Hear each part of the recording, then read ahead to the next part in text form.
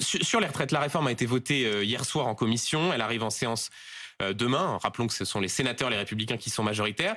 Et eux, ils veulent aller plus vite que le gouvernement sur les régimes spéciaux, c'est-à-dire plus vite que ce qu'on appelle la clause du grand-père, le fait que les régimes spéciaux s'étendraient seulement pour les nouveaux entrants dans les régimes. Eux veulent que ça s'éteigne progressivement dès 2025. Question extrêmement simple. Est-ce que c'est une possibilité ou est-ce que le gouvernement dit non? On ne le souhaite pas.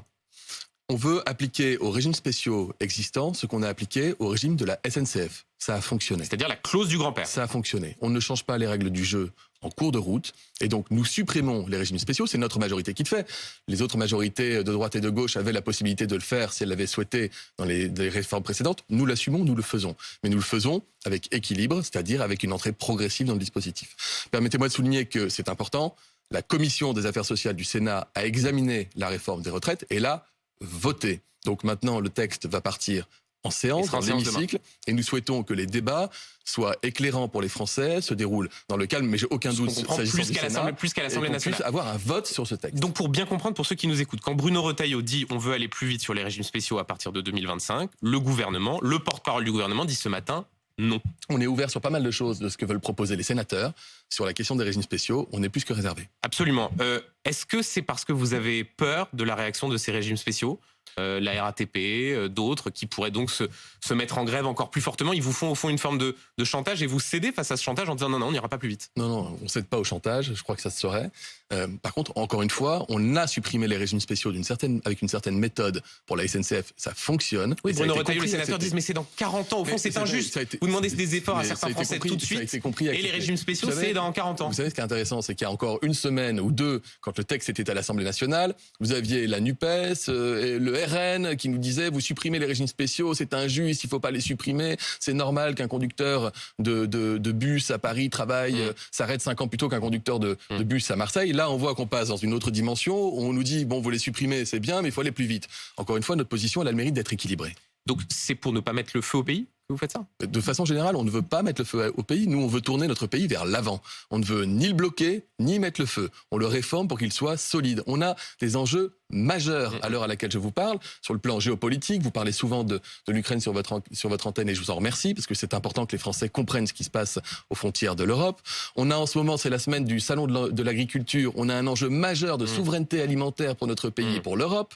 On a un enjeu majeur pour moderniser nos voies ferrées, nos infrastructures. La première ministre, Elisabeth Borne, a annoncé 100 milliards quand même sur le ferroviaire. Bref, on se tourne vers l'avant, c'est pas le moment de se bloquer.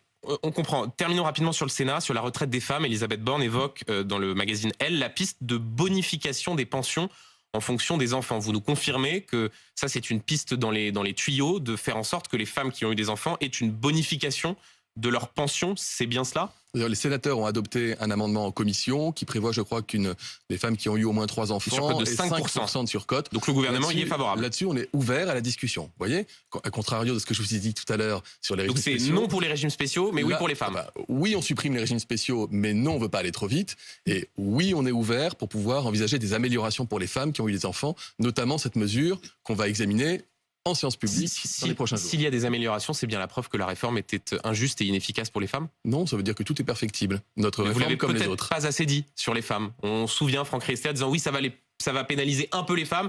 Et à ce moment-là, tout le gouvernement disait non, il s'est trompé, pas du tout. C'est deux choses différentes, Benjamin Duhamel, que de dire, et nous avons raison de le dire, qu'avant la réforme, les femmes partent plus tard que les hommes. Après la réforme, les femmes partent plus tôt que les hommes à la retraite de l'ordre de 2 mois. Il est juste aussi de dire qu'avec la majorité de l'effort financier pèse sur les femmes. Avec notre réforme, on tient mieux compte des congés parentaux, des congés proches aidants qui concernent surtout des femmes, et qu'on réduit l'écart salarial entre hommes et femmes dans notre pays pour réduire l'écart de pension de retraite. Tout ça est factuel. Là, il y a une autre proposition qui est différente et qui peut compléter notre dispositif, qui concerne des femmes qui ont eu plusieurs enfants, pour savoir si, du fait qu'elles ont continué à exercer une activité professionnelle, que c'est pas simple d'avoir une famille nombreuse tout en bossant, est-ce qu'on peut faire un geste quand elles sont à la retraite? On vous a entendu, Olivier Véran. Le 15 février, votre collègue ministre du Travail, Olivier Dussopt, donnait le chiffre de 40 000 nouveaux retraités qui bénéficieraient d'une retraite à 1 200 €, ce qui est déjà nettement moins que ce que les Français pensaient au début du mois de janvier. Et on apprend finalement hier, c'est le ministre du Travail lui-même qui le reconnaît dans un courrier à Jérôme Guedj, député socialiste, que la retraite à 1 200 €, ce ne sera que pour 10 à 20 000 nouveaux retraités, c'est-à-dire au plus 2,5% des retraités. Vous vous êtes trompé ou vous avez voulu tromper les Français? Non, 4 chiffres, Benjamin Duhamel. Non, mais, 800 000, ouais, mais attendez, je vous explique. Mais répondez très précisément. 800 000, c'est le nombre de Français qui partent à la retraite chaque année. 200 000, c'est-à-dire 1 sur 4, avec notre réforme, auront une hausse de leur retraite, mais là, sur les... qui est une petite retraite. Je termine, sur les vous 1200. allez voir. 40 000, c'est le nombre réel de retraités qui aujourd'hui partent avec moins de 1 200 euros et qui partiront l'année prochaine avec plus de 1 200 euros. Et environ 20 000, c'est lié directement à l'impact de la réforme sur la retraite minimale. Le reste, c'est parce que nous avons augmenté de façon générale les pensions de retraite pour les indexer sur l'inflation. Olivier Véran. Olivier Dussopt, le 15 février, dit 40 000 nouveaux retraités seront à 1 200. Dans un courrier, il dit 10 à 20 000.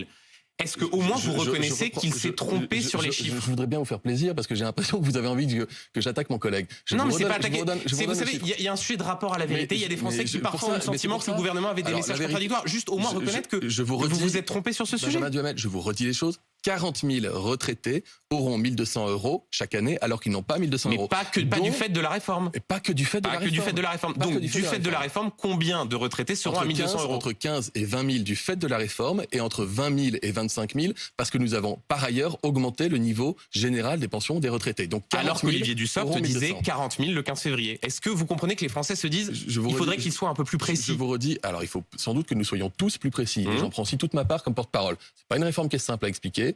C'est une réforme qui est même extrêmement compliquée à expliquer et il y a énormément de brouhaha autour. Donc il faut qu'on soit extrêmement précis. C'est pour ça que je vous redonne bien volontiers les chiffres. Il est vrai de dire que 40 000 qui n'ont pas 1 200 auront 1 200. Mais et il est vrai, pas seulement du fait de la réforme. Du fait de la réforme, c'est 10 à 20 000. Que c'est la moitié du fait de la réforme et la moitié du fait que, et c'est aussi une bonne nouvelle, on augmente les pensions de retraite parce qu'il y a de l'inflation.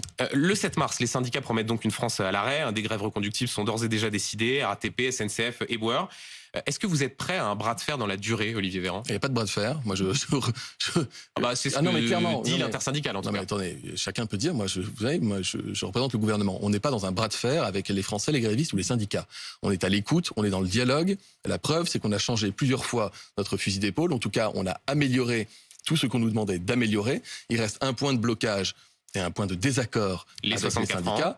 C'est le fait qu'on assume de demander aux Français de travailler progressivement. Mais vous craignez une paralysie dans la durée du pays? Je vous ai dit tout à l'heure que vu les enjeux qui sont devant nous, c'est pas le moment de paralyser le pays. Et je crois que les Français, ils aspirent légitimement à emmener leurs enfants à l'école, à aller pouvoir prendre leur travail, faire leurs courses, aller se soigner et pouvoir se déplacer dans la ville. Jean-Luc Mélenchon, le patron de la France Insoumise, ou le patron, l'autorité morale, disons, dit grève générale le 7 mars. Dites patron à vie, c'est pareil. Ça, c'est vous qui le dites, c'est pas moi. Dit grève générale le 7 mars. Et donc, il est responsable de quel syndicat, Jean-Luc Mélenchon? J'ai cru comprendre que Philippe Martinez, qui lui, pour le coup, préside un syndicat, la CGT, avait expliqué à Jean-Luc Mélenchon qu'il en faisait peut-être un petit peu trop et que c'était peut-être un petit peu contre-productif. Donc j'invite chacun à ne pas parler à la place des syndicats, vous voyez. Jean-Luc Mélenchon est-il légitime à vouloir mener le mouvement politique d'opposition à la réforme des retraites? Jean-Luc Mélenchon décide un jour de présider un syndicat et non plus un parti politique, libre à lui de le faire. La CGT Chimie, notamment, donc les raffineries, appellent à une grève reconductible dès le 6 mars. Au soir, c'est-à-dire lundi prochain. Est-ce que ça veut dire que les Français vont subir une nouvelle fois, comme en octobre dernier, les pénuries, la galère à la station essence? Est-ce que vous leur dites il faut vous préparer à ça? On ne le souhaite pas, on ne le veut pas et on demande à ce que ça n'arrive pas. Oui, mais sauf que là, en l'état, la CGT Chimie dit grève reconductible. Donc vous pouvez dire que vous le souhaitez pas, mais... droit, Benjamin Duhamel. Les gens ont le droit de faire grève, ils ont le droit de manifester. Ce qu'on explique aux gens, c'est que vu les échéances devant nous, vu l'inflation dont on a parlé tout à l'heure, vu toutes les problématiques liées à l'environnement, vu les transitions numériques qui sont en cours, vu tout ce qu'on a devant nous comme chantier pour notre pays, si on veut avoir une France forte dans une Europe forte, et si on veut que les Français aillent mieux demain qu'aujourd'hui, la pire des choses, ce serait de bloquer le pays. Mais j'ai du mal à comprendre ce que vous dites. Vous dites on ne le souhaite pas, mais il y a un manque de lucidité sur la colère des Français, sur... Vous misez au fond sur une forme d'usure que les gens se disent bon, on rentre de vacances, on n'a plus assez d'argent, on va pas faire grève. Vous entendez le message que vous envoient les forces syndicales, les Français qui disent le 7 mars on va tout arrêter parce qu'on est opposé à cette réforme? Personne ne mise sur l'usure. On explique qu'on est dans un fonctionnement démocratique. À l'heure à laquelle je vous parle, les sénateurs sont en train de se lever après ou sont déjà debout après avoir examiné et adopté un texte de loi en commission. Ils vont l'examiner en séance publique au Sénat.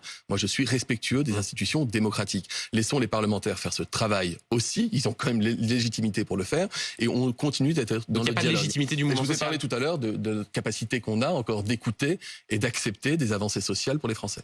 Une question très précise, s'il y a des pénuries d'essence, est-ce que le gouvernement se laisse la possibilité de faire des réquisitions comme ce qui était arrivé en octobre dernier? Moi, je ne fais pas de scénario catastrophe et je ne fais pas de plan sur la comète.